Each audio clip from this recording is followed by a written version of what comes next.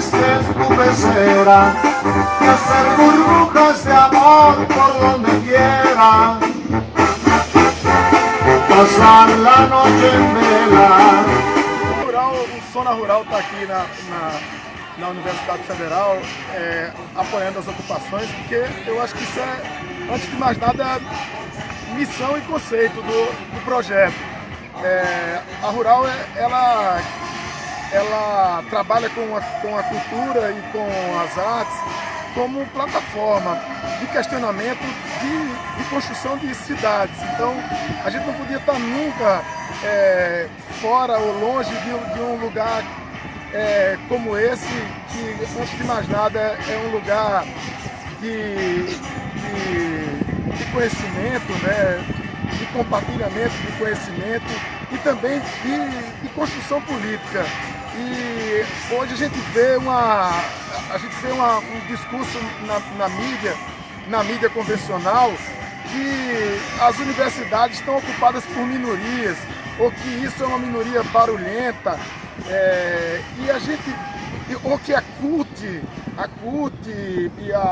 o PT ou não sei quem estão manipulando os alunos. Além de tudo, ainda subestimam e ofendem os alunos e os professores, porque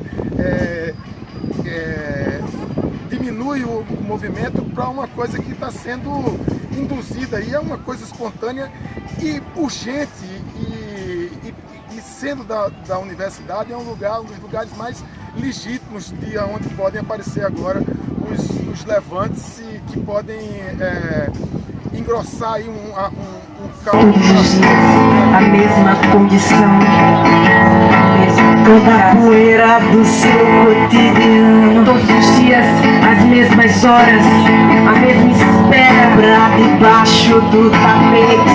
Todos os dias, a mesma saliva, o mesmo impasse na minha tarde rasa. Todos os dias, a mesma fome, o mesmo sonho rasa de desejo. Todos os dias, a mesma falta de perspectiva que queima feito brasa.